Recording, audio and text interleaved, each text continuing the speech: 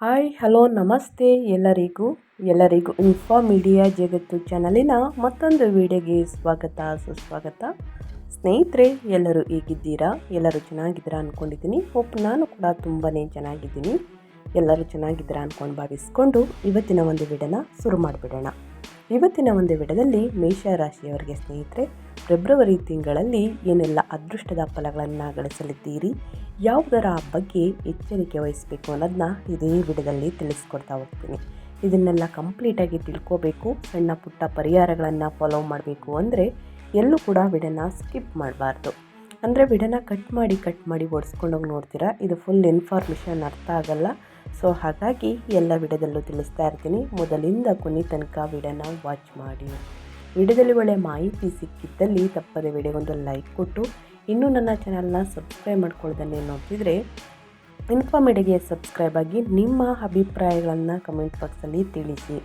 ಯಾರೆಲ್ಲ ಸಬ್ಸ್ಕ್ರೈಬ್ ಮಾಡಿಕೊಂಡು ಪ್ರತಿನಿತ್ಯ ವಿಡಿಯೋ ವಾಚ್ ಮಾಡ್ತಿದ್ದೀರಾ ಅಂಥವರಿಗೆ ಥ್ಯಾಂಕ್ ಯು ಸೋ ಮಚ್ ಅಂತ ಹೇಳ್ತಾ ವಿಡಿಯೋದ ಕಡೆ ಗಮನ ಕೊಟ್ಬಿಡೋಣ. ಹೌದು ಸ್ನೇಹಿತರೆ, ಮೇಷರಾಶಿ ಮಾಸಿಕ ಭವಿಷ್ಯ ಫೆಬ್ರವರಿ 2026ರಲ್ಲಿ ಸಾಕಷ್ಟು ಬದಲಾವಣೆಯನ್ನು ನೋಡಲಿದ್ದೀರಿ. ಯಾಕಂದರೆ ಸ್ನೇಹಿತರೆ, ಗ್ರಹಗಳ ಸಂಚಾರ ಮತ್ತು ಗ್ರಹಗಳ ಸ್ಥಾನ ಬದಲಾವಣೆಯಿಂದ ಸಾಕಷ್ಟು ಬದಲಾವಣೆಯನ್ನು ನೋಡಲಿದ್ದೀರಿ.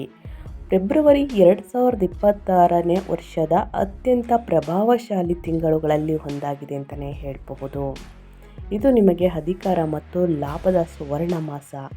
ನಿಮ್ಮ ರಾಶಿಯ ಅಧಿಪತಿಯಾದ ಮಂಗಳನು ಫೆಬ್ರವರಿ 23ರವರೆಗೆ ನಿಮ್ಮ ವೃತ್ತಿ ಸ್ಥಾನವಾದ 10ನೇ ಮನೆಯಲ್ಲಿ ಉಚ್ಚ ಸ್ಥಿತಿಯಲ್ಲಿ ಇರಲಿದ್ದಾರೆ. ಇದು ನಿಮಗೆ ಅಪ್ರತಿಮ ಆತ್ಮವಿಶ್ವಾಸ ಮತ್ತು ನಾಯಕತ್ವದ ಗುಣಗಳನ್ನು ನೀಡುತ್ತದೆ. ಕಠಿಣವೆಂದು ಭಾವಿಸಿದ್ದ ಕೆಲಸಗಳನ್ನು ನೀವು ಸುಲಭವಾಗಿ ನಿಭಾಯಿಸಲಿದ್ದೀರಿ ಸ್ನೇಹಿತರೆ ಮೇಷರಾಶಿಯವರು.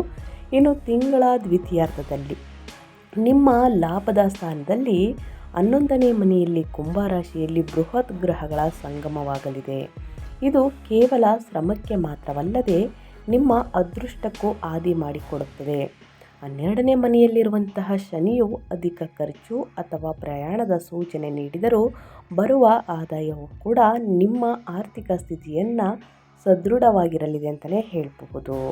ಹಾಗಿದ್ದರೆ ಸ್ನೇಹಿತರೆ, ಒಟ್ಟಾರೆಯಾಗಿ ಭವಿಷ್ಯ ಈ ರೀತಿ ಇದೆ. ಇನ್ನು ಮೇಷರಾಶಿಯವರಿಗೆ ಪ್ರಮುಖ ಗ್ರಹ ಸಂಚಾರ ಯಾವ ದಿನಾಂಕದಂದು ಇದೆ, ಯಾವ ದಿನಾಂಕದಲ್ಲಿ ಎಚ್ಚರಿಕೆ ವಹಿಸಬೇಕು ಅನ್ನೋದನ್ನ ನೋಡೋದಾದರೆ, ಮೊದಲನೇದಾಗಿ ಗ್ರಹಗಳ ಸ್ಥಾನ ಬದಲಾವಣೆ, ಗ್ರಹಗಳ ಸೂಚನೆ ಪ್ರಕಾರ ಸ್ನೇಹಿತರೆ ಯಾವ ರೀತಿ ಇದೆ ಅಂದರೆ, ಮಂಗಳ ನಿಮ್ಮ ರಾಶಿಯ ಅಧಿಪತಿ 10ನೇ ಮನೆಯಲ್ಲಿ ಉಚ್ಚ ಸ್ಥಿತಿಯಲ್ಲಿ, ನಂತರ 11ನೇ ಮನೆಗೆ ಸ್ಥಳಾಂತರಗೊಳ್ಳುತ್ತಾರೆ. ಮಂಗಳನ ಸಂಚಾರದಿಂದ ವೃತ್ತಿ ಅಧಿಕಾರ ಮತ್ತು ಭಾರಿ ಲಾಭ ಅಂತಲೇ ಹೇಳಬಹುದು. ಇನ್ನು ಸೂರ್ಯ 10ನೇ ಮನೆಯ ನಂತರ 11ನೇ ಮನೆಗೆ ಸ್ಥಳಾಂತರಗೊಳ್ಳಲಿದ್ದಾರೆ. ಸರ್ಕಾರಿ ಸೌಲಭ್ಯಗಳು ಮತ್ತು ಸಾಮಾಜಿಕ ಗೌರವ ಕೂಡ ಹೆಚ್ಚಾಗಲಿವೆ. ಇನ್ನು ಬುಧ 11ನೇ ಮನೆಯಲ್ಲಿ ಕುಂಭರಾಶಿಯಲ್ಲಿ ವ್ಯಾಪಾರಕ್ಕೆ ಜಾಣ್ಮೆ ಮತ್ತು ಜನಸಂಪರ್ಕ ಹೆಚ್ಚಾಗಲಿದೆ. ಇನ್ನು ಶನಿ 12ನೇ ಮನೆಯಲ್ಲಿ ಮೀನದಲ್ಲಿ ಸ್ನೇಹಿತರೆ ವಿದೇಶ ಪ್ರಯಾಣ ಮತ್ತು ನಿದ್ರಾಹೀನತೆ ಹೆಚ್ಚಾಗಲಿದೆ. ಇನ್ನು ರಾಹು 11ನೇ ಮನೆಯಲ್ಲಿ ಕುಂಭ, ಇನ್ನು ಅದೇ ರೀತಿ ಹಠಾತ್ ಹಣಕಾಸು ಲಾಭ ಮತ್ತು ಮಹತ್ವಾಕಾಂಕ್ಷೆ ಅಂತಲೇ ಹೇಳಬಹುದು. ಇದು ಗ್ರಹಗಳ ಸಂಚಾರದಲ್ಲಿ ಏನೆಲ್ಲ ಅದೃಷ್ಟದ ಫಲಗಳನ್ನು ಗಳಿಸಲಿದ್ದೀರಿ ಅನ್ನೋದನ್ನ ತಿಳಿಸ್ಕೊಟ್ಟಾಯಿತು. ಇನ್ನು ಒಂದೊಂದಾಗಿ ತಿಳಿಸೋದಾದರೆ, ನಿಮ್ಮ ವೃತ್ತಿ, ವ್ಯಾಪಾರ, ವ್ಯವಹಾರ, ನಿಮ್ಮ ಆರೋಗ್ಯದಲ್ಲಿ, ಶಿಕ್ಷಣದಲ್ಲಿ ಏನೆಲ್ಲ ಬದಲಾವಣೆಯನ್ನು ಮೇಷರಾಶಿಯವರು ನೋಡಲಿದ್ದೀರಿ ಅನ್ನೋದನ್ನ ನೋಡೋದಾದರೆ, ಮೊದಲನೇದಾಗಿ ವೃತ್ತಿ ಮತ್ತು ವ್ಯವಹಾರದ ಬಗ್ಗೆ ಹೇಳೋದಾದರೆ ಸ್ನೇಹಿತರೆ, ನಿಮ್ಮ ವೃತ್ತಿ ಜೀವನಕ್ಕೆ ಇದು ಖಂಡಿತವಾಗಿಯೂ ಸುವರ್ಣ ಕಾಲ. ಫೆಬ್ರವರಿ 23ರವರೆಗೆ ಮಂಗಳನು ಮಕರ ರಾಶಿಯಲ್ಲಿ ಉಚ್ಚನಾಗಿರುವುದರಿಂದ ನಿಮ್ಮ ವೃತ್ತಿ ಜೀವನದಲ್ಲಿ ಅಸಾಧಾರಣ ಯಶಸ್ಸು ದೊರೆಯಲಿದೆ. ನೀವು ಕೆಲಸದ ಸ್ಥಳದಲ್ಲಿ ಪ್ರತಿಸ್ಪರ್ಧಿಗಳನ್ನು ಸೋಲಿಸಲಿದ್ದೀರಿ ಮತ್ತು ಮೇಲಧಿಕಾರಿಗಳ ಮೆಚ್ಚುಗೆಗೆ ಪಾತ್ರರಾಗಿರಿ. ಬಡ್ತಿ ಅಥವಾ ದೊಡ್ಡ ಜವಾಬ್ದಾರಿಗಾಗಿ ಕಾಯುತ್ತಿದ್ದರೆ ಈ ತಿಂಗಳು ಶುಭವಾರ್ತೆ ಕೇಳಲಿದ್ದೀರಿ ಸ್ನೇಹಿತರೆ. ತಿಂಗಳ ದ್ವಿತೀಯಾರ್ಧದಲ್ಲಿ ಕುಂಭರಾಶಿಯ ಪ್ರಭಾವ ಹೆಚ್ಚಾಗುವುದರಿಂದ ಉದ್ಯಮಿಗಳಿಗೆ ಹೊಸ ಗ್ರಾಹಕರ ಸಂಪರ್ಕ ದೊರೆಯಲಿದೆ. ಆದರೆ ಫೆಬ್ರವರಿ 23ರ ನಂತರ ಮಂಗಳನು ರಾಹುವಿನೊಂದಿಗೆ ಸೇರುವುದರಿಂದ ಅಂಗಾರಕ ಯೋಗ ಉಂಟಾಗುತ್ತದೆ. ಈ ಸಮಯದಲ್ಲಿ ಸಹೋದ್ಯೋಗಿಗಳೊಂದಿಗೆ ವಾದ ವಿವಾದಕ್ಕೆ ಇಳಿಯಬೇಡಿ ಮತ್ತು ಅವಸರದ ನಿರ್ಧಾರಗಳನ್ನು ತೆಗೆದುಕೊಳ್ಳಬೇಡಿ. 1 ಅಥವಾ 2-3 ಬಾರಿ ಯೋಚಿಸಿ ನಿರ್ಧಾರಗಳನ್ನು ತೆಗೆದುಕೊಳ್ಳಿ. ಅದು ವ್ಯಾಪಾರ ವ್ಯವಹಾರದಲ್ಲಿ ಹೂಡಿಕೆಯನ್ನು ಮಾಡಬೇಕು ಅಂತಂದರೆ. ಇನ್ನು ಅದೇ ರೀತಿ ಸ್ನೇಹಿತರೆ, ನಿಮ್ಮ ವೃತ್ತಿ ಜೀವನದಲ್ಲೂ ಕೂಡ ಸಾಕಷ್ಟು ಬದಲಾವಣೆಯನ್ನು ಈ ತಿಂಗಳಲ್ಲಿ ನೋಡಲಿದ್ದೀರಿ. ಬಹಳಷ್ಟು ಎಚ್ಚರಿಕೆ ವಹಿಸುವುದು ಉತ್ತಮ. ಹಿರಿಯರ ಮಾರ್ಗದರ್ಶನವನ್ನು ತೆಗೆದುಕೊಂಡು ಹೂಡಿಕೆಯನ್ನು ಮಾಡಿ ಅಂತ ಹೇಳ್ತಾ, ಇನ್ನು ನಿಮ್ಮ ಹಣಕಾಸಿನ ಬಗ್ಗೆ ಹೇಳೋದಾದರೆ, ನಿಮ್ಮ ಆರ್ಥಿಕತೆ ಮತ್ತು ಹಣಕಾಸಿನ ಬಗ್ಗೆ ಹೇಳೋದಾದರೆ, ಫೆಬ್ರವರಿ ತಿಂಗಳು ಆರ್ಥಿಕವಾಗಿ ಮೇಷರಾಶಿಯವರಿಗೆ ಇದು ಅತ್ಯುತ್ತಮ ತಿಂಗಳು ಅಂತಲೇ ಹೇಳಬಹುದು. 11ನೇ ಮನೆಯಲ್ಲಿ ನಿರ್ಮಾಣವಾಗುತ್ತಿರುವಂತಹ ಧನಯೋಗದಿಂದಾಗಿ ಆದಾಯದ ಹೊಸ ಮೂಲಗಳು ತೆರೆಯಲಿವೆ. ಹಳೆಯ ಹೂಡಿಕೆಗಳಿಂದ ಹಠಾತ್ ಲಾಭವಾಗುವಂತಹ ಸಾಧ್ಯತೆ ಇದೆ. ಸಿಕ್ಕಿಬಿದ್ದಿದ್ದ ಹಣವು ನಿಮ್ಮ ಕೈ ಸೇರಬಹುದು. ಷೇರು ಮಾರುಕಟ್ಟೆ ಅಥವಾ ವ್ಯಾಪಾರದಲ್ಲಿ ಲಾಭವನ್ನು ನಿರೀಕ್ಷಿಸಬಹುದು. ಆದರೆ 12ನೇ ಮನೆಯಲ್ಲಿರುವಂತಹ ಶನಿಯ ಬಗ್ಗೆ ಎಚ್ಚರವಿರಲಿ. ಆದಾಯ ಹೆಚ್ಚಾದಂತೆ ನಿಮ್ಮ ಆರೋಗ್ಯ, ಆರ್ಥಿಕ ಕಾರ್ಯಗಳು ಅಥವಾ ಐಷಾರಾಮಿ ವಸ್ತುಗಳಿಗಾಗಿ ಅಷ್ಟೇ ಪ್ರಮಾಣದ ಖರ್ಚುಗಳು ಕೂಡ ಎದುರಾಗಲಿದೆ. ಮನೆಗೆ ಬೇಕಾಗಿರುವಂತಹ ಗೃಹೋಪಯೋಗಿ ವಸ್ತುಗಳನ್ನು ಸ್ನೇಹಿತರೆ ಅತಿ ಹೆಚ್ಚಾಗಿ ಖರೀದಿ ಮಾಡಲಿದ್ದೀರಿ. ಅದರ ಬಗ್ಗೆ ಸ್ವಲ್ಪ ಎಚ್ಚರಿಕೆ ವಹಿಸಿ. ಇದೇ ರೀತಿ ಮಾಡ್ತಾ ಹೋದರೆ ಮುಂದಿನ ದಿನಗಳಲ್ಲಿ ಸ್ನೇಹಿತರೆ ಹಣಕಾಸಿನ ಪ್ರಾಬ್ಲಮ್ನ ನೋಡಬೇಕಾಗುತ್ತದೆ. ಸೊ ಹಾಗಾಗಿ ಬಹಳಷ್ಟು ಎಚ್ಚರಿಕೆ ವಹಿಸುವುದು ಉತ್ತಮ. ಇನ್ನು ಹೂಡಿಕೆ ಮಾಡುವಾಗ ವಿವೇಚನೆಯಿಂದ ವರ್ತಿಸಿ. ವಿಶೇಷವಾಗಿ ತಿಂಗಳ ಕೊನೆಯ ವಾರದಲ್ಲಿ ದುಡುಕಿನ ನಿರ್ಧಾರಗಳಿಂದ ಹಣ ನಷ್ಟವಾಗದಂತೆ ನೋಡಿಕೊಳ್ಳುವುದು ಬಹಳ ಮುಖ್ಯ. ಸೊ ಬೇಡದ ವಸ್ತುಗಳನ್ನು ಖರೀದಿ ಮಾಡಿ ಸ್ವಲ್ಪ ಸೇವಿಂಗ್ಸ್ನ ಸ್ನೇಹಿತರೆ ಮಾಡಿ ಇಟ್ಕೊಳ್ಳೋದು ಬಹಳ ಮುಖ್ಯ. ಯಾಕಂದರೆ 100 ರೂಪಾಯಿನ ನಾವು ಸಂಪಾದನೆ ಮಾಡ್ತಾಯಿದ್ದೀವಿ, ಅದು 1000 ರೂಪಾಯಿನ ನಾವು ಸಂಪಾದನೆಯನ್ನು ಮಾಡ್ತಿದ್ದೀವಿ ಅಂದರೆ 100 ರೂಪಾಯಿನ ಉಳಿಸೋಕ್ಕೆ ಟ್ರೈ ಮಾಡಬೇಕು. 100 ರೂಪಾಯಿನ ಸಂಪಾದನೆ ಮಾಡ್ತಿದ್ದೀವಿ ಅಂದರೆ 10 ರೂಪಾಯಿನ ಉಳಿಸೋಕ್ಕೆ ನಾವು ಟ್ರೈ ಮಾಡಬೇಕು ಸ್ನೇಹಿತರೆ. ಯಾಕಂದರೆ ಮುಂದಿನ ದಿನಗಳಲ್ಲಿ ಬೇರೆಯವರ ಹತ್ರ ನಾವು ಸಾಲವಾಗಿ ಹಣಕ್ಕೆ ಕೈ ಚಾಚುವುದನ್ನು ಆದಷ್ಟು ಕಡಿಮೆ ಮಾಡಬೇಕು ಸ್ನೇಹಿತರೆ. ಇದು ಒಳಿತಲ್ಲ. ಸೊ ಹಾಗಾಗಿ ಎಲ್ಲದಕ್ಕೂ ಸ್ವಲ್ಪ ಮಿತಿ ಇರಲಿ ಅಂತ ಹೇಳ್ತಾ, ಇನ್ನು ನಿಮ್ಮ ಆರೋಗ್ಯ ಮತ್ತು ಕ್ಷೇಮ ಬಗ್ಗೆ ಹೇಳೋದಾದರೆ, ನಿಮ್ಮ ಆರೋಗ್ಯದಲ್ಲಿ ಏನೆಲ್ಲ ಬದಲಾವಣೆಯನ್ನು ನೋಡಲಿದ್ದೀರಿ, ಯಾವುದರ ಬಗ್ಗೆ ಎಚ್ಚರಿಕೆ ವಹಿಸಬೇಕು ಅಂದರೆ, ನಿಮ್ಮ ರಾಶಿಯ ಅಧಿಪತಿ ಮಂಗಳನು ಬಲಶಾಲಿಯಾಗಿರುವುದರಿಂದ ಸ್ನೇಹಿತರೆ ದೈಹಿಕವಾಗಿ ನೀವು ಚಟುವಟಿಕೆಯಿಂದ ಇರುವಿರಿ. ಆದರೂ ಶನಿಯ ಪ್ರಭಾವದಿಂದ ವಾದಗಳು ಅಥವಾ ಕಣಕಾಲುಗಳಿಗೆ ಅಂದರೆ ಕೈಕಾಲುಗಳಿಗೆ ಸ್ನೇಹಿತರೆ ಸಂಬಂಧಿಸಿದ ಸಮಸ್ಯೆಗಳು ಕಾಣಿಸಿಕೊಳ್ಳಬಹುದು. ಕುಂಭರಾಶಿಯಲ್ಲಿನ ಅತಿಯಾದ ಗ್ರಹಗಳ ಸಂಚಾರದಿಂದಾಗಿ ಮಾನಸಿಕ ಒತ್ತಡ ಅಥವಾ ನಿದ್ರೆಯಲ್ಲಿ ವ್ಯತ್ಯಯವಾಗಬಹುದು. ಫೆಬ್ರವರಿ ಕೊನೆಯ ವಾರದಲ್ಲಿ ಆರೋಗ್ಯದ ಬಗ್ಗೆ ಹೆಚ್ಚಿನ ಕಾಳಜಿ ಅಗತ್ಯ. ಮಂಗಳ ಮತ್ತು ರಾಹು ಸಂಯೋಗವು ಅಪಘಾತಗಳನ್ನು ಸೂಚನೆ ನೀಡುವುದರಿಂದ ಸ್ನೇಹಿತರೆ ವಾಹನವನ್ನು ಚಾಲನೆ ಮಾಡುವಾಗ ಮತ್ತು ಬೆಂಕಿ, ವಿದ್ಯುತ್ ಉಪಕರಣಗಳನ್ನು, ಚೂಪಾದ ವಸ್ತುಗಳನ್ನು ಇಟ್ಕೊಂಡು ಬಳಸುವಾಗ ಜಾಗರೂಕರಾಗಿರಿ ಕೆಲಸವನ್ನು ಮಾಡಬೇಕಾದ್ರೆ ಸ್ನೇಹಿತರೆ. ಇನ್ನು ವಾಹನವನ್ನು ಚಾಲನೆ ಮಾಡಬೇಕಾದ್ರೆ ಅತಿ ವೇಗ ಒಳಿತಲ್ಲ. ಸೊ ಹಾಗಾಗಿ ನಿಧಾನವಾಗಿ ವಾಹನವನ್ನು ಚಾಲನೆ ಮಾಡಿ. ತಡರಾತ್ರಿಯಲ್ಲಿ ವಾಹನ ಚಾಲನೆ ಮಾಡುವುದನ್ನು ಆದಷ್ಟು ನಿಲ್ಲಿಸಿ ಸ್ನೇಹಿತರೆ.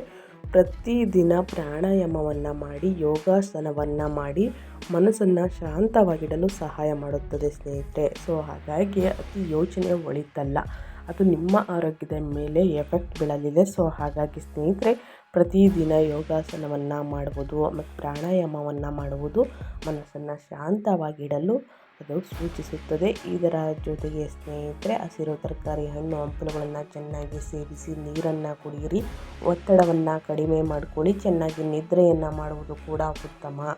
ಇದನ್ನೆಲ್ಲ ಸರಿಯಾದ ರೀತಿಯಲ್ಲಿ ಮಾಡುವುದರಿಂದ ನಿಮ್ಮ ಆರೋಗ್ಯ ಮುಂದಿನ ದಿನಗಳಲ್ಲಿ ಉತ್ತಮವಾಗಿರಲಿದೆ. ಯಾವುದರ ಬಗ್ಗೆ ಎಚ್ಚರಿಕೆ ವಹಿಸಬೇಕು ಅನ್ನೋದನ್ನ ಒತ್ತಿ ತಿಳಿಸಿದ್ದೀನಿ ಸ್ನೇಹಿತರೆ. ಇನ್ನು ಅದೇ ರೀತಿ ಕುಟುಂಬ ಮತ್ತು ಸಂಬಂಧಗಳ ಬಗ್ಗೆ ಹೇಳೋದಾದರೆ ಏನೆಲ್ಲ ಬದಲಾವಣೆಯನ್ನು ನೋಡಲಿದ್ದೀರಿ ಅಂದರೆ, ಕುಟುಂಬ ಜೀವನದಲ್ಲಿ ಮಿಶ್ರ ಫಲಿತಾಂಶಗಳು ಇವೆ. ಹಿರಿಯ ಒಡ ಹುಟ್ಟಿದವರೊಂದಿಗೆ ಸಂಬಂಧ ಸುಧಾರಿಸಲಿದೆ. ಸಾಮಾಜಿಕ ಸಮಾರಂಭಗಳಲ್ಲಿ ಪಾಲ್ಗೊಳ್ಳುವಿರಿ ಮತ್ತು ನಿಮ್ಮ ಜನಪ್ರಿಯತೆ ಹೆಚ್ಚಾಗಲಿದೆ. ಫೆಬ್ರವರಿ 6ರ ನಂತರ ಶುಕ್ರನ ಸಂಚಾರದಿಂದಾಗಿ ಅವಿವಾಹಿತರಿಗೆ ಪ್ರೇಮ ಸಂಬಂಧಗಳಲ್ಲಿ ಯಶಸ್ಸು ದೊರೆಯುವಂತಹ ಸಾಧ್ಯತೆ ಇದೆ. ನಿಮ್ಮ ವೈವಾಹಿಕ ಜೀವನದಲ್ಲೂ ಕೂಡ ನಿಮ್ಮ ಸಂಗಾತಿಯ ಸಂಪೂರ್ಣ ಬೆಂಬಲ ನಿಮಗೆ ಸಿಗಲಿದೆ ಮೇಷರಾಶಿಯವರಿಗೆ. ಆದರೆ 5ನೇ ಮನೆಯಲ್ಲಿ ಕೇತುವಿನ ಉಪಸ್ಥಿತಿಯು ಮಕ್ಕಳ ಬಗ್ಗೆ ಚಿಂತೆ ಅಥವಾ ಪ್ರೇಮ ಸಂಬಂಧಗಳಲ್ಲಿ ಸಣ್ಣ ಪುಟ್ಟ ಭಿನ್ನಾಭಿಪ್ರಾಯಗಳು ತರಬಹುದು. ನಿಮ್ಮ ವೃತ್ತಿ ಜೀವನದ ಒತ್ತಡವನ್ನು ಮನೆಗೆ ತರಬೇಡಿ. ಯಾಕಂದರೆ ವೃತ್ತಿ ಜೀವನದಲ್ಲಿ ನಿಮ್ಮ ಕೆಲಸದಲ್ಲಿ ನಿಮ್ಮ ವ್ಯಾಪಾರದ ಒತ್ತಡವನ್ನು ಅಲ್ಲೇ ಬಿಟ್ಟರೆ ಹೊಳಿತು ಸ್ನೇಹಿತರೆ. ಸಂಗಾತಿಯೊಂದಿಗೆ ಗುಣಮಟ್ಟದ ಸಮಯವನ್ನು ಕಳೆಯುವುದು ಮತ್ತು ಅವರ ಆಲೋಚನೆಗಳಿಗೆ ಗೌರವ ನೀಡುವುದು ಮುಖ್ಯವಾಗಿರುತ್ತದೆ ಈ ತಿಂಗಳಲ್ಲಿ. ಗ್ರಹಗಳ ಸಂಚಾರದ ಸಮಯದಲ್ಲಿ ಸಣ್ಣ ಪುಟ್ಟ ವಾದ ವಿವಾದಗಳು ಮನಸ್ತಾಪಗಳು ಪ್ರತಿಯೊಬ್ಬರಿಗೂ ಇದ್ದೇ ಇರುತ್ತದೆ ಸ್ನೇಹಿತರೆ. ಅದನ್ನು ನಾವು ಹೇಗೆ ಬಗೆಹರಿಸ್ಕೊಳ್ತೀವಿ ಅನ್ನೋದು ಬಹಳ ಮುಖ್ಯ. ಸೊ ಹಾಗಾಗಿ ಯಾವುದರ ಬಗ್ಗೆ ಎಚ್ಚರಿಕೆ ವಹಿಸಬೇಕು ಅನ್ನೋದನ್ನ ತಿಳಿಸ್ಕೊಟ್ಟಿದ್ದೀನಿ. ಇನ್ನು ಶಿಕ್ಷಣದ ಬಗ್ಗೆ ಹೇಳೋದಾದರೆ ಮೇಷರಾಶಿಯ ವಿದ್ಯಾರ್ಥಿಗಳು ಏನೆಲ್ಲ ಫಲಿತಾಂಶವನ್ನು ನೋಡಲಿದ್ದೀರಿ, ಯಾವುದರ ಬಗ್ಗೆ ಎಚ್ಚರಿಕೆ ವಹಿಸಬೇಕು ಅಂದರೆ ವಿದ್ಯಾರ್ಥಿಗಳಿಗೆ ವಿಶೇಷವಾಗಿ ತಾಂತ್ರಿಕ, ಎಂಜಿನಿಯರಿಂಗ್ ಅಥವಾ ರಕ್ಷಣಾ ಕ್ಷೇತ್ರಕ್ಕೆ ಸಂಬಂಧಿಸಿದ ಅಭ್ಯಾಸವನ್ನು ಮಾಡುವವರಿಗೆ, ಅದೇ ರೀತಿ ಇಂಜಿನಿಯರಿಂಗ್ಗೆ ಸ್ನೇಹಿತರೆ ಇದು ಸುವರ್ಣ ಸಮಯ ಅಂತಲೇ ಹೇಳಬಹುದು. ಇದು ಸುವರ್ಣ ಸಮಯ. ಮಂಗಳನ ಬಲವು ಸ್ಪರ್ಧಾತ್ಮಕ ಪರೀಕ್ಷೆಗಳಲ್ಲಿ ಸ್ನೇಹಿತರೆ ಜಯ ತಂದುಕೊಡಲಿದೆ. ನಿಮ್ಮ ಏಕಾಗ್ರತೆ ಮತ್ತು ಕಠಿಣ ಪರಿಶ್ರಮಕ್ಕೆ ತಕ್ಕ ಫಲ ಸಿಗಲಿದೆ. ಸೈದ್ಧಾಂತಿಕ ಅಥವಾ ಕಲಾ ವಿಷಯಗಳು ವಿದ್ಯಾರ್ಥಿಗಳಿಗೆ ಸ್ವಲ್ಪ ಏಕಾಗ್ರತೆಯ ಕೊರತೆ ಉಂಟಾಗಬಹುದು. ವಿದೇಶದಲ್ಲಿ ಉನ್ನತ ಶಿಕ್ಷಣವನ್ನು ಪಡೆಯಲು ಇಚ್ಛಿಸುವವರಿಗೆ ಈ ತಿಂಗಳು ಪೂರಕವಾದ ಸುದ್ದಿಗಳು ಸಿಗಲಿದೆ ಅಂತಲೇ ಹೇಳ್ಬೋದು. ಸೊ ಹಾಗಾಗಿ ಕೊನೆಯ ಸಮಯದಲ್ಲಿ ನೀವು ಪ್ರಾಕ್ಟೀಸ್ ಮಾಡೋದಕ್ಕಿಂತ ಹೆಚ್ಚಾಗಿ ಸ್ನೇಹಿತರೆ ಪ್ರತಿದಿನ ವೇಳಾಪಟ್ಟಿಯನ್ನು ರಚಿಸಿ ಸರಿಯಾದ ಸಮಯಕ್ಕೆ ಕೂತು ಅಧ್ಯಯನವನ್ನು ಮಾಡಿ. ಸಣ್ಣ ಪುಟ್ಟ ಏಕಾಗ್ರತೆ ಕಡಿಮೆ ಆಯಿತು, ಅಧ್ಯಯನದ ಕಡೆ ಆಸಕ್ತಿ ಕಡಿಮೆ ಆಯಿತು, ಮನೋರಂಜನೆ ಕಡೆ ಆಸಕ್ತಿ ಜಾಸ್ತಿ ಆಯಿತು ಅಂತಂದರೆ ಪ್ರತಿದಿನ ವಿದ್ಯಾರ್ಥಿಗಳು ಹನುಮಾನ್ ಚಾಲಿಸವನ್ನು ಪಠಿಸುವುದು ಉತ್ತಮ. 11 ಬಾರಿ ತಪ್ಪದೆ ಈ ರೀತಿ ಮಾಡುವುದರಿಂದ ಏಕಾಗ್ರತೆ, ಆಸಕ್ತಿ, ಭಯ, ನಿರ್ಭಯ ಎಲ್ಲ ಕೂಡ ದೂರ ಹೋಗಿ ಸ್ನೇಹಿತರೆ ಆಸಕ್ತಿ ಜಾಸ್ತಿ ಆಗಲಿದೆ, ಅಧ್ಯಯನದ ಕಡೆ ಏಕಾಗ್ರತೆ ಹೆಚ್ಚಿಸಲಿದೆ ಅಂತಲೇ ಹೇಳಬಹುದು. ಸ್ನೇಹಿತರೆ ಈ ತಿಂಗಳಲ್ಲಿ ಅನುಸರಿಸಬೇಕಾದ ವೈದಿಕ ಪರಿಹಾರಗಳನ್ನು ತಿಳಿಸ್ಕೊಡ್ತೀನಿ, ಜ್ಯೋತಿಷ್ಯ ಪರಿಹಾರಗಳನ್ನು. ಈ ಪರಿಹಾರಗಳನ್ನು ನೀವು ಮಾಡುವುದರಿಂದ ಎಷ್ಟೇ ಕಷ್ಟಗಳು, ಸಮಸ್ಯೆಗಳು, ಅಡೆತಡೆಗಳು, ವಿಳಂಬಗಳು ಇದ್ದಲ್ಲಿ ಸಂಪೂರ್ಣವಾಗಿ ನಿವಾರಣೆಯಾಗಲಿದೆ. ಉಚ್ಚ ಮಂಗಳನ ಶುಭ ಫಲಗಳನ್ನು ಹೆಚ್ಚಿಸಲು ಮತ್ತು ಶನಿ ಹಾಗೂ ಮಂಗಳ ರಾಹು ಸಂಯೋಗದ ನಕಾರಾತ್ಮಕ ಪ್ರಭಾವಗಳನ್ನು ಕಡಿಮೆ ಮಾಡಲು ನಾನು ಹೇಳುವಂತಹ ಪರಿಹಾರಗಳನ್ನು ತಪ್ಪದೇ ಮಾಡಬೇಕಾಗುತ್ತದೆ. ಮೊದಲನೇದಾಗಿ ಹನುಮಾನ್ ಚಾಲಿಸ. ಪ್ರತಿದಿನ ಹನುಮಾನ್ ಚಾಲಿಸವನ್ನು ಪಠಿಸಿ. ವಿಶೇಷವಾಗಿ ಸ್ನೇಹಿತರ ವಿದ್ಯಾರ್ಥಿಗಳು ಗಮನವಿಟ್ಕೊಳ್ಳಿ, ಮಂಗಳವಾರ ಮತ್ತು ಶನಿವಾರದಂದು ದೇವಸ್ಥಾನಕ್ಕೆ ಭೇಟಿ ನೀಡಿ ಸ್ನೇಹಿತರೆ. ಇನ್ನು ಶನಿ ಪರಿಹಾರ, ಶನಿವಾರದ ಸಂಜೆ ಅಶ್ವತ್ಥ ಮರದ ಕೆಳಗೆ ಎಳ್ಳೆಣ್ಣೆ ದೀಪವನ್ನು ಹಚ್ಚಿ.